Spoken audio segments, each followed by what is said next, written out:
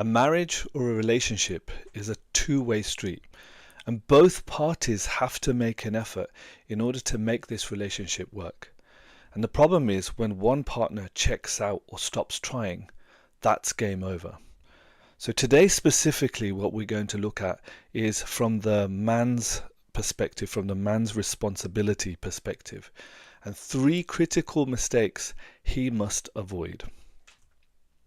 So let's have a look. Now, before I express my things that I thought of as a relationship coach, some of the key things that I've seen in relationship coaching, I'm going to ask you to say in the chat, what mistakes have you noticed men make in relationships? Some of you might be men, so put your hand up, it's confession time. Like, what are some of the mistakes that you've made?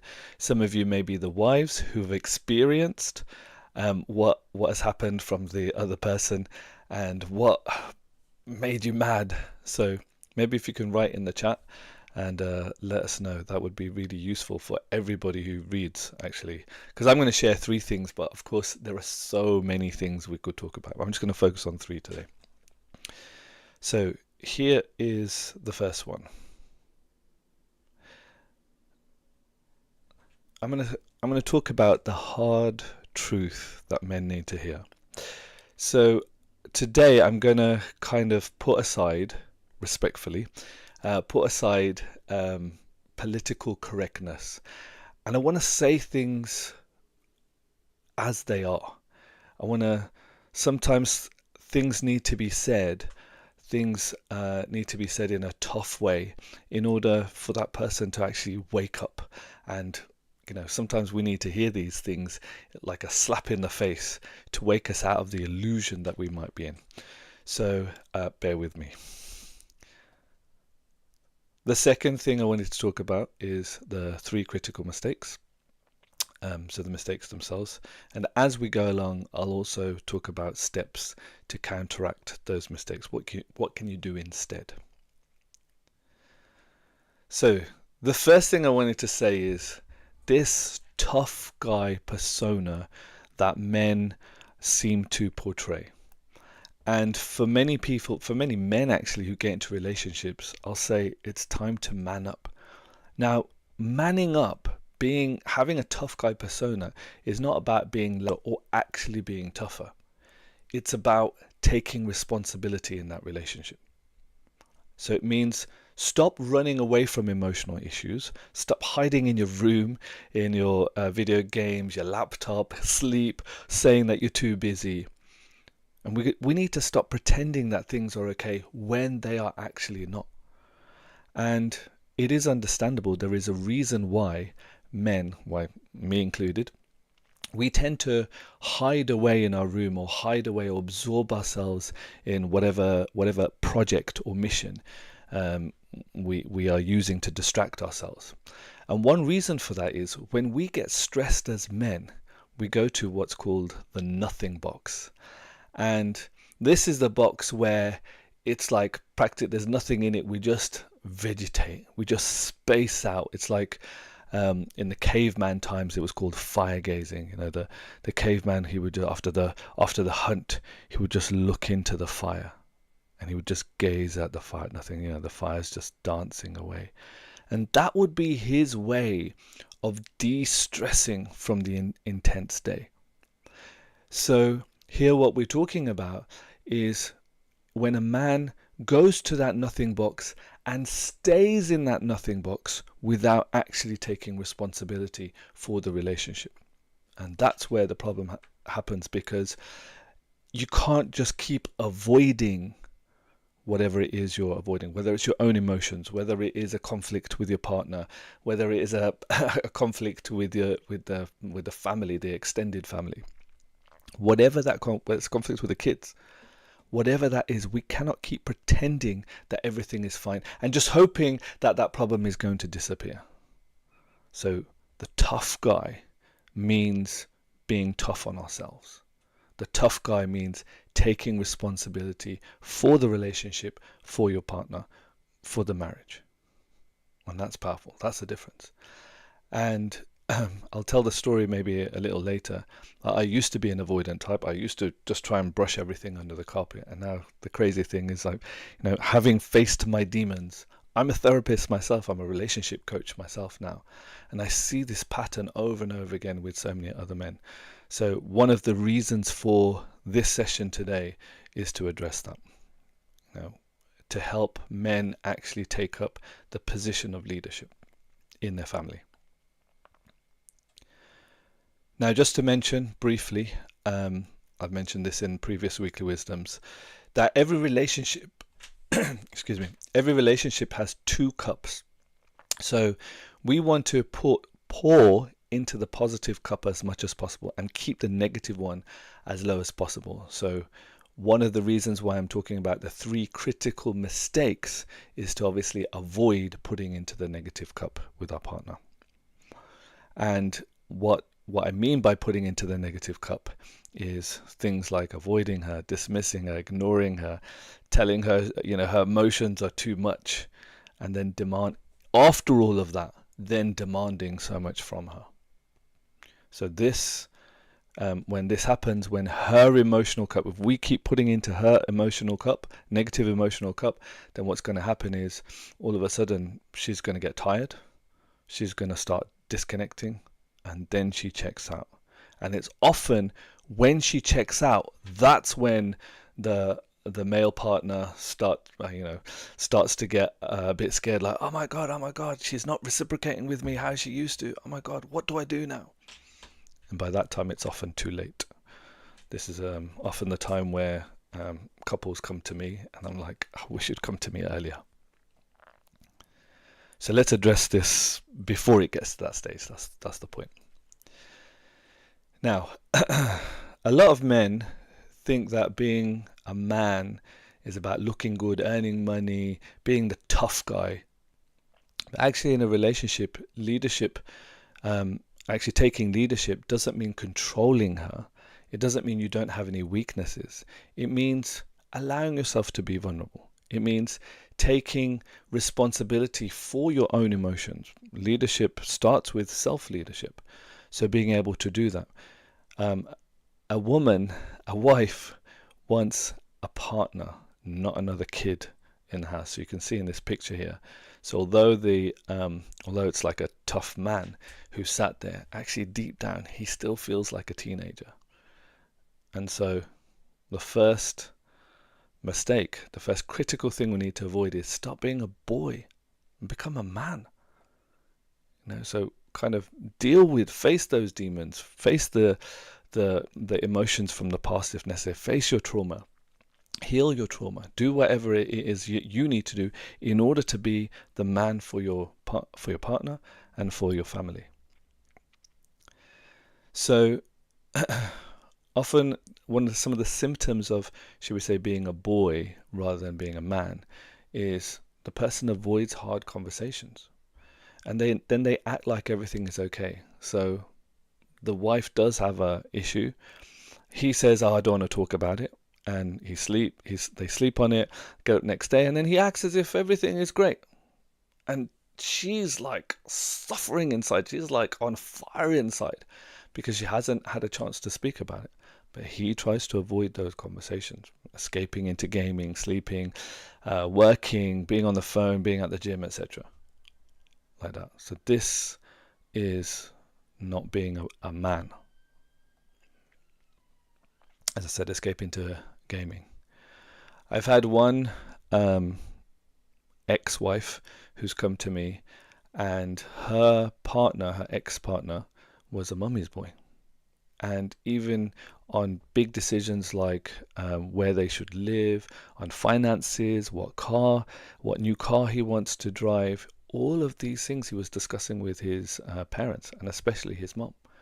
And she just felt like she wasn't the priority. It's like all these things that he should have been discussing with her, he was discussing with his mom. And she just felt like, I'm not competing with his mom. Like, this is not, he should know that himself, that he's married to me. These are decisions that affect our life, not his mom's life. What car he drives doesn't affect his mom's life as much as it affects her. Where they're going to have their house affects them, not the mom. So sometimes I'll just make this comment, not that we blame our parents, but I'll just make this comment that as parents, for those of you who are parents, bear that in mind, that if you do have a son, that one day he may get married. And I'm especially talking to the moms here, if there are any moms listening. Bear in mind that one day he's going to get married, and he's going to be married to that girl. How do you want your son to be with that girl? And it's about with the lady that he marries, with the girl that he marries. So it's about helping him become independent. Now, I know often mums are like, oh, but we love our son so much, and they kind of almost smother him out of their motherly affection. But bear in mind also that one day he's going to grow up, shall we say, and we want him to be a man for his family, for his own family. Because if he's still dependent on you, then there's a problem. And you can see, for example, here, this lady, eventually she checked out of the relationship. She was like, I'm not competing with his mom. And they've ended up in a divorce. So bear that in mind, that yes, it is our parent, as parents, it is also our responsibility to ensure the boy grows up to become independent and a leader. Now, another quality about men, I've noticed this about myself, I've noticed this about many men I've seen around me. Now, of course, I'm stereotyping here. Not everything may be relevant or true to you. So I'll just say, wear the shoe if it fits, like that. So men in general tend to be inherently self-centered. So by focus on their own goals. Women in general tend to be more, shall we say, relationship focused, and they're thinking about the kids and they're thinking about that, and they can think about all these things at the same time. Whereas men tend to be more monotasking. Their brains are like focused on one thing at a time. So as a result of that, what often happens is you're just focused on your own goal, your own goal, your own goal. So this can be a problem if we're not seeing the bigger picture. So it's one thing to be focused, and let's say you're focused on your work or you're focused on your business or whatever it is, whatever you do for your job, but then at the cost of or at the expense of your family. So thinking about your own needs, right? That in a relationship, it needs to be expanded to, what are also the needs of my partner? What are also the needs of my kids? Like sometimes it's like that. I've heard stories where the dad would go out and buy something, he'll come home, and then the whole family's like, what about us? And he's like, oh, whoops. Like that, because it's so they tend to be so like self-focused in that sense to achieve things. So be aware of that. And then back to the kind of underlying point here is, we need to stop hiding. Take responsibility for yourself and the position that you're in. So, becoming a man. So one of the first things that needs to happen is we need to face our own emotions. Face often our own demons, our internal demons, whether it's from past trauma, whether it's from past relationships, relationship trauma, whatever it is. And being able to kind of deal with those emotions in a positive way, in a powerful way that allows you to then stay in a position where you can be the leader. If you can't lead your own emotions, how are you going to lead the emotions of your partner and then of your family? So, for example, it might be, saying something like, if there's some argument going on, it's like, okay, I need 30 minutes just to calm down and to deal with my emotions, and then let's have this discussion, rather than, oh, let me just escape, like that. So taking some time, and that's okay. And then going back to the point where we just kind of focus on what we want to do, is making decisions with her rather than without her, or making decisions not with your mom or with your parents, actually including her in the decisions. I remember I made this mistake in the first week of marriage. Every Wednesday I used to go play football after work with my work colleagues, and got married at the weekend, and then that Wednesday I'd gone to work and I had played football, and then I came back home. But this I was out like 2 hours later than normal. But the thing is, I hadn't told my newlywed wife. So she had been waiting since 6 o'clock, waiting for me to come home, thinking I'll be home any minute, I'll be home any minute, I'll be home any minute. And I came home 2 hours later. So it's like I didn't make that switch between, hang on, I'm a single guy and now I'm married and I have to involve her in this. Now, when you hear that, you'll probably think, oh my God, that's so obvious. But because, unless, in one sense, unless you hear these things, unless somebody kind of slaps you in the face and kind of gets you to wake up with seeing things like that, sometimes it's not actually obvious. Common sense these days is unfortunately not so common, and I'll admit to that. And then a key thing is, when there is a conflict, inevitably there'll be a conflict in the relationship, is to actually go about repairing the conflict, not hiding away, but actually addressing whatever the issue is. And even if it is to, even if at least to start with, is just to say sorry.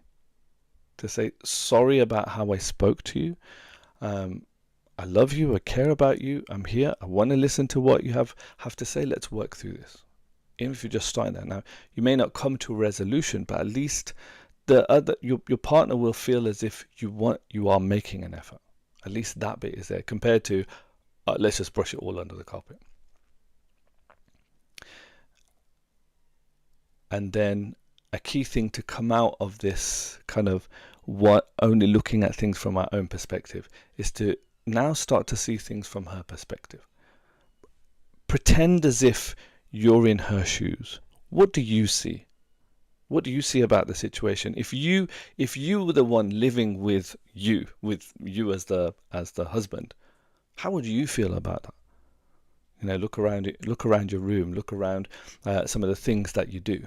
How would you feel about that? And that also helps, because then it's like I've done this sometimes and I'm like, okay, yeah, I can see from her perspective, because otherwise we're just absorbed in our own emotion. No, I'm right. And the ego tends to come up. But when you go into her perspective, when you see things from her side, then it's like, okay, I understand at least why she feels that way. I don't agree with it necessarily, but at least I can sympathize or empathize that why she feels that way. And then the last thing I'll say is, if you are struggling, get help.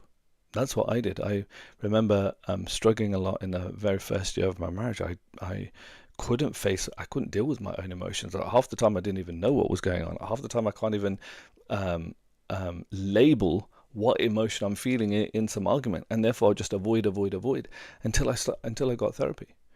And only going through the process of therapy and kind of addressing my own emotions, understanding why I feel that way, the past trauma, childhood trauma, and starting to deal with that, did that make me stronger. And now, at least at the time of this recording, I'm nearly 18 years married. Whereas if I hadn't gone through therapy, in other words, if I hadn't got help, if I hadn't actually dealt with the emotions that I was facing and the, shall we say, my own demons, I definitely I would not be still married right now, because things, especially in the first year, were so heated.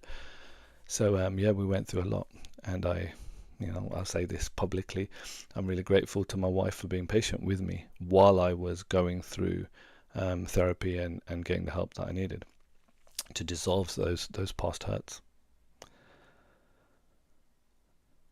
So, first thing, stop being a boy, become a man.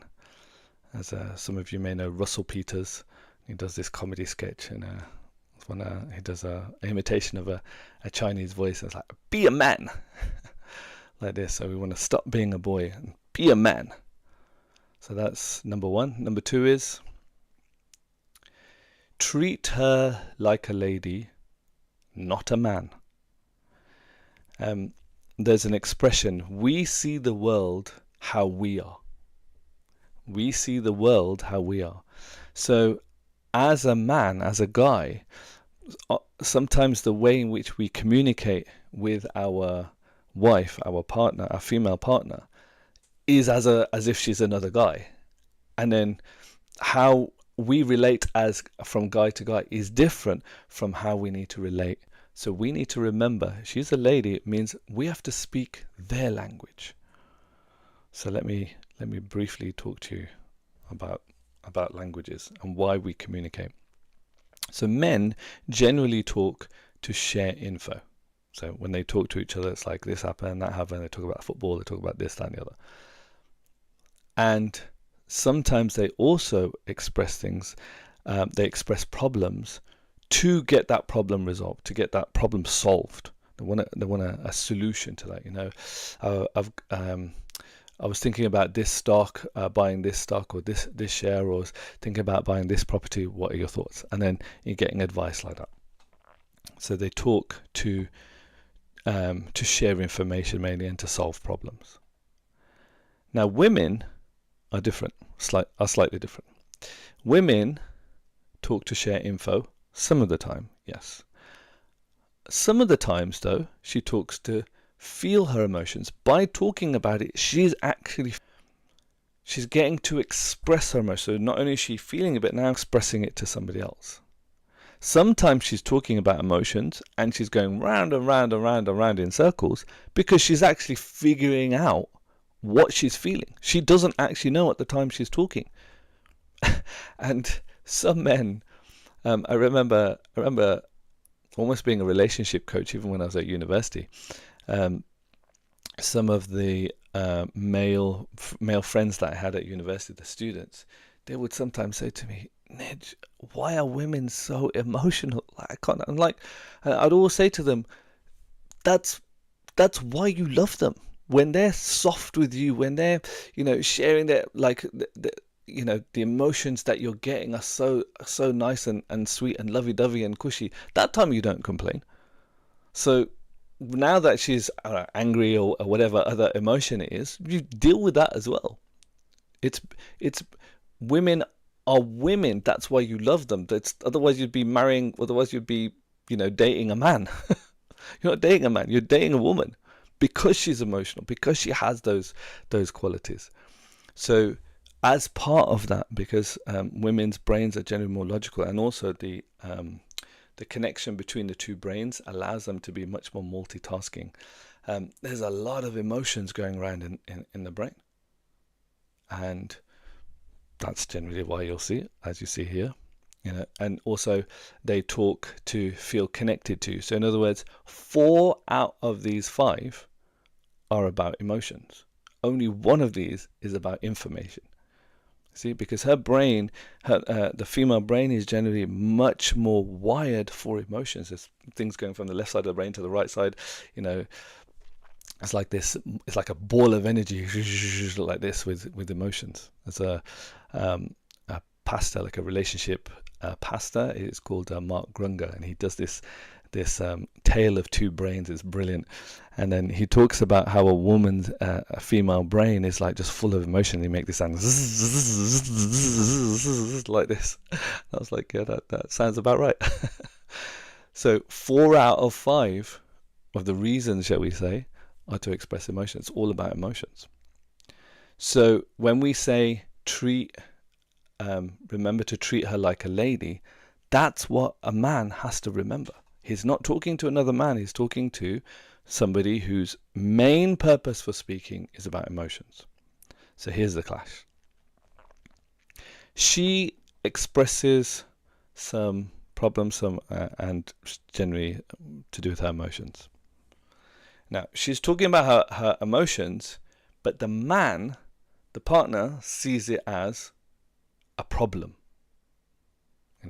I had an argument with my boss today and I just felt so down. So then what does he do? He tries to fix her, because he's put his Mr. Solve It, Mr. Fix It hat on. I'm going to be a hero, I'm going to solve her problems, and he tries to fix her. But of course she's talking about emotions here, so she feels invalidated. So now he explains logically why what he's talking about is true and is correct. And logically, it's completely correct. But what is it doing for her? It's invalidating her emotions even more, and now she's getting more upset. And now he starts to feel disapproval. Now this is where it starts to become a problem.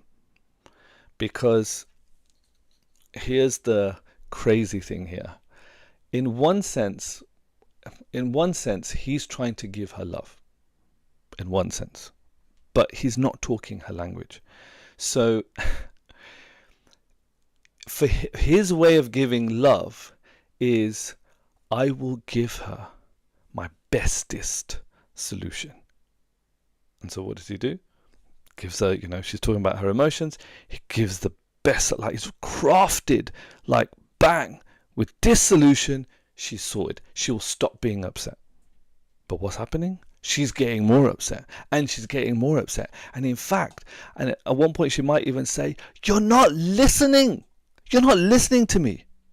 And then he's like, I have listened to you for 10 minutes, 20 minutes, maybe it's even half an hour he's been listening to her. And he's like, what the hell? What do you mean I haven't been listening? I've been listening for the past half an hour. But so he gets angry again.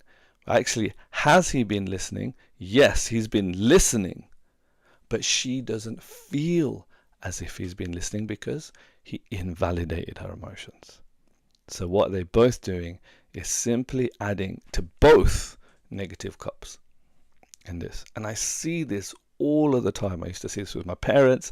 I see this all the time when I'm dealing with different couples. I'm just like, what the person here needs to do is validate her emotions. This is a problem. We're not taught this. When I wish somebody had taught this stuff to me before I got into marriage. So yes, we're speaking different languages here. The female is speaking one language, the male is speaking a different language. And hence it's a clash. So what can we do differently here? So she expresses her problem. I had an argument with my boss at work today and I feel really sad or upset.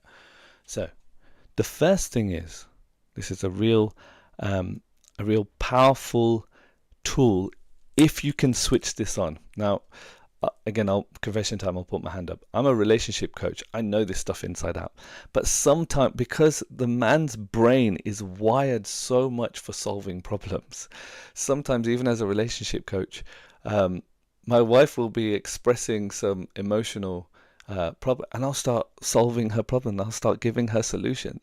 And she just looks at me like, Nij, why are you giving me solutions? I'm like, whoa, wait. Let me turn the switch. It's almost like I have to turn a switch in my head. It doesn't come naturally to me. We have to kind of remember, okay, I've got to validate her emotions. So one golden question that you can ask is, do you want advice, as in do you want a solution, or do you want me to just listen and be with you? That is a great question to ask at the beginning, because sometimes she may be actually looking for a solution. So for example, she'll say, the software Word isn't working on my laptop. Oh, you poor thing. No. Word isn't working. Oh, so that time is not the time to be like validating her emotions. That time, she actually wants me to solve it, to be the IT guy to resolve it. So a golden question you can ask is, do you want advice, or do you want me to just listen and be with you? And then she'll tell you.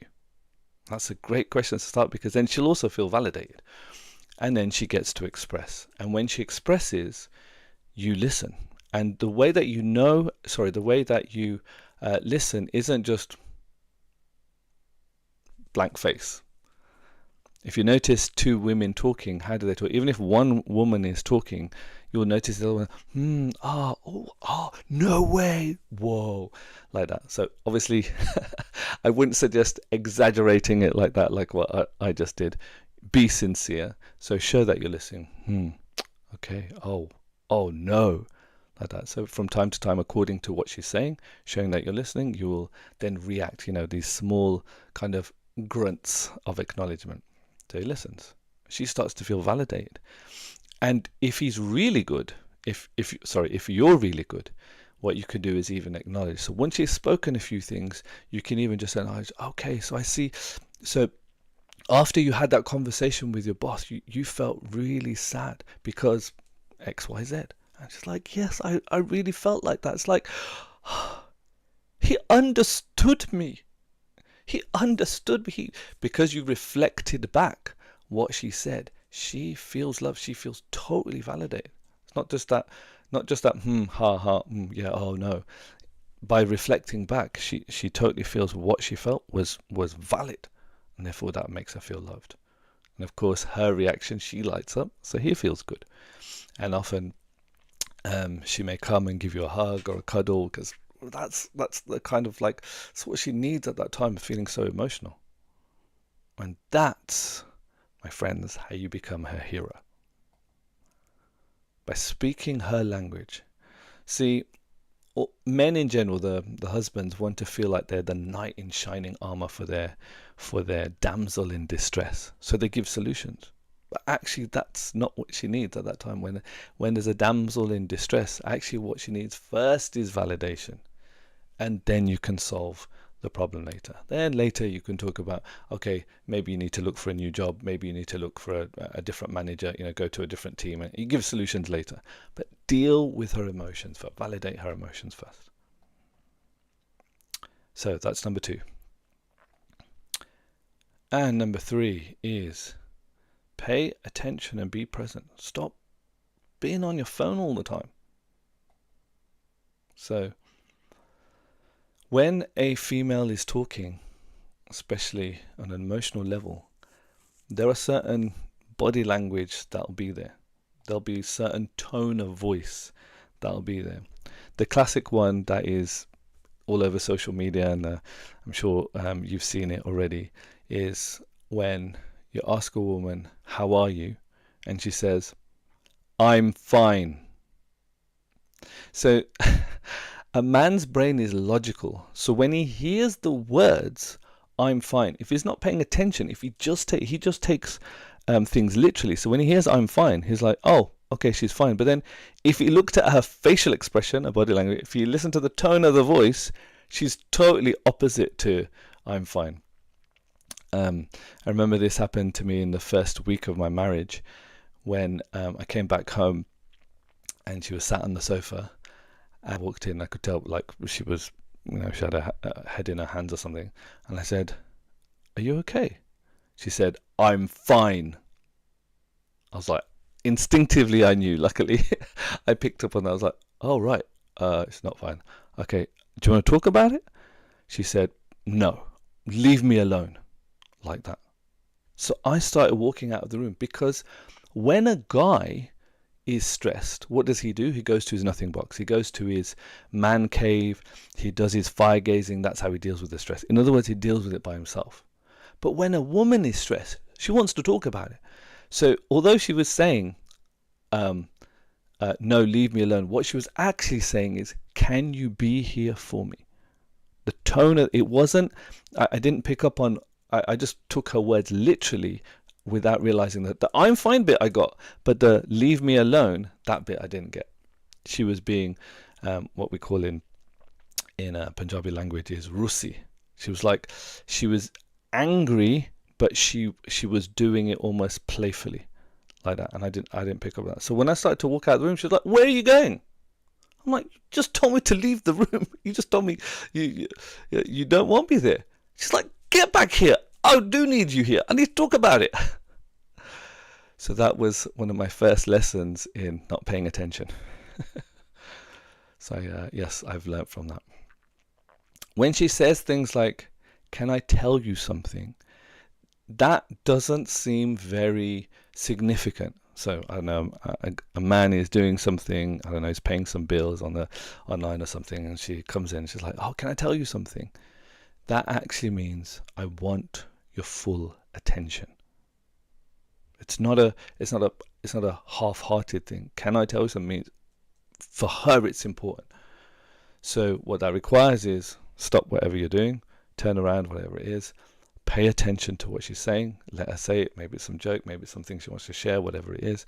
Give her that full attention for that 1 or 2 minutes, and then turn back around and do it. Now, I know this is hard for men, because when men are doing something in general, monotasking, we just tend to focus on that one thing at a time.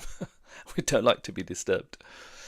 But if you want to gain the love from your wife, you need to pay attention. And sometimes women will talk indirectly, and this can be a tough one. This was probably in the first month or two of my marriage. We were driving home. We were driving to London to her parents' house, and on the way there was we were talking and chatting away, and then at one point there was a service station coming up. So she asked, "Are you hungry? Do you want to get a sandwich?" I said, "No, I'm fine. I'm not hungry." And I carried on driving, and about 4 or 5 minutes had gone by, and she hadn't said a word. And then I started to think, like, why isn't she speaking? She was talking like for the past 1.5 hours. She's just been chattering away. I'm like, is everything okay? She said, "No, you don't love me." I'm like, what are you talking about? It's like, you didn't acknowledge that I was hungry and I wanted a sandwich. I was like, when did you say you wanted a sandwich? She said, "I told you before we got to the service station. I told you." And later, she was really upset, and we had a little argument there. Later, when both of us analysed that conversation, and I was explaining to her, you asked me, "Do I want a sandwich?" And I just said no, because I didn't. And then she realised that actually indirectly she had asked me if I wanted a sandwich. Actually, she was the one who was hungry and she wanted a sandwich. And by me saying no, I don't want a sandwich, I just said no, thinking she's actually asking me. was actually she was asking about herself, and I didn't realize this at the time. I didn't know women talk indirectly sometimes. And the reason why, let me just explain, the reason why they sometimes talk indirectly is because it's to protect them feeling vulnerable. So when they ask like that, it's important, do you want an ice cream? Do you want so now what we do is, we're jokingly with her, I told this story even to my kids, and my daughter and me often joke with her. So when she asks us something, "Do you want something?" we say it back to her, and then we all laugh about it. It's become such a running joke in the family, and it's helped the women in the family to realize, oh right, I'm talking indirectly here. It's like, do you want the heating on? No, I don't want it on, but do you want the heating on? And just as an additional thing there, you notice the reason how I knew that there was something wrong was because she was quiet in the car. So when your partner is quiet, check in with her, because that could be an alarm bell. Something is wrong. She is getting upset about something. So pay attention, not just her words, her tone, her body language, and if she's quiet as well. Yes. So, in conclusion, she doesn't need perfection. She needs your presence. And she needs a man who says, "I won't run away from hard conversations. I won't invalidate your emotions. I'm here for you." And this is especially to the men. Like, be the hero of your movie. This is your movie. This is your marriage. This is relationship. This is your family you're dealing with. You're the leader of this family. Be the hero. Let's say in today's society, you're one of the leaders. Be the hero of this family. And in many men's movies, you'll notice that the hero may have this big mission, but he never forgets the person he loves. And some of the classic stories, like even the James Bond, the latest one, No Time to Die, Craig Daniel, he's there, and even though he's supposed to be a spy and he doesn't have any love interests, supposed to not have any love interests, he goes back for the girl. And in that mission, he saves the girl, he saves his daughter, and he ends up dying in that. And so many films mirror this, like, or in different ways. So like Speed, for example, the classic movie many years ago. And in the last scene, the girl, the heroine, is handcuffed to one of the bars in the train, in the tube, and she can't get out, and she tells him, you go, and he doesn't leave her. He stays with the girl, he stays with her, and even though the train crashes, he's holding her, hugging her, and protecting her. So you are the hero of your movie. And sometimes there's movies where The group of people are fighting, they're fighting till the end, and then right at the end, the hero will go, "You carry on fighting, boys. There's something I gotta do." And then he goes off and rescues the girl at great cost to himself sometimes. So sometimes it's like that. If you're working till late, sometimes you've got to get up and just say, you know what, tell the rest of the team, "You boys carry on. There's something I got to do." And you go back home to your wife, you go back home to your family and win her heart every single day. So I will end my part here. If there are any questions, please write them in the chat. And I'm doing, for these weekly wisdoms, I'm doing a free PDF summary. So you will find them in your library. So if you sign up to nijdey.com/events, sign up there, you'll automatically get access to the library. Sign up, put a password in there, and you can go in there and you'll get the downloads, the PDFs, free, all this free resources, relationship coaching, trauma therapy, childhood trauma, all these resources that are there. I'm trying to give as much free stuff as possible to help you. You'll find it in that library there. So you just sign up.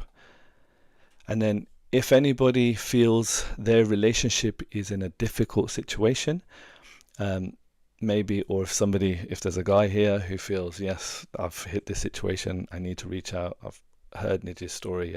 He saved his marriage because he dealt with his own emotions, and you feel that you do need to deal with emotions in order to save your marriage, in order to be the best leader you can be for your family, please reach out.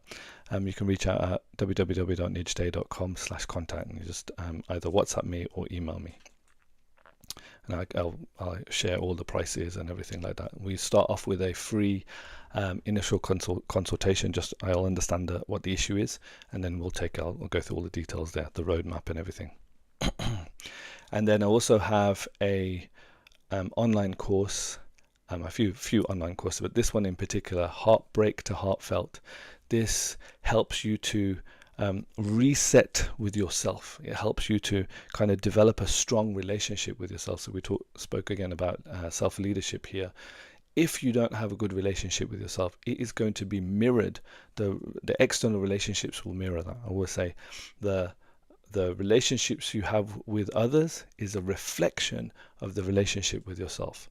So if the relationships you have with others is not good, then that's a clear indication you've got to deal with the relationship with yourself. And that's the process that I went through.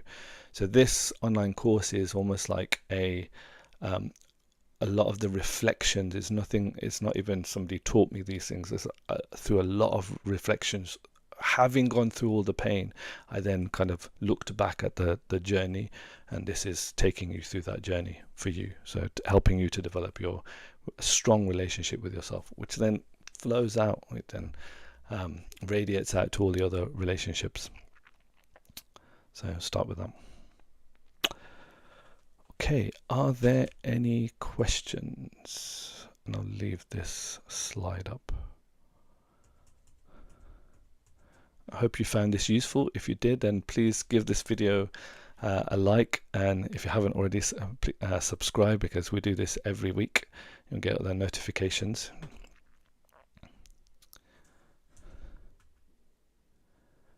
Let me just see if there are any questions.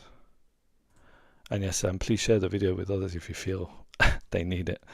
I know there are some females who are on this as well, because they're curious, because you're curious, or for whatever reason. But please share this with your husbands, your partners, like that, if you think they'll find it useful.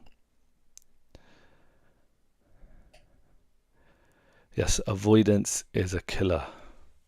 It is a killer of relationships. I mean, we've spoken about this. We had questions in previous sessions about this. What happens if your partner is an avoidant? Then what do you do? It's a very difficult situation. So maybe I can just say, send them this video and see if they'll do it. But ultimately, it has to come from them. If they don't address the issue, it's not going to work. I have one of the reasons why my wife is still with me is because she saw that sincere desire that I worked on myself. I wanted to fix the relationship. I wanted to make this marriage work. And here we are, like I said, 18 years later. So it has to come from them.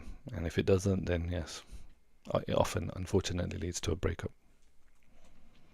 It's relationship is two to tango. It requires both parties to be involved, take responsibility for their part.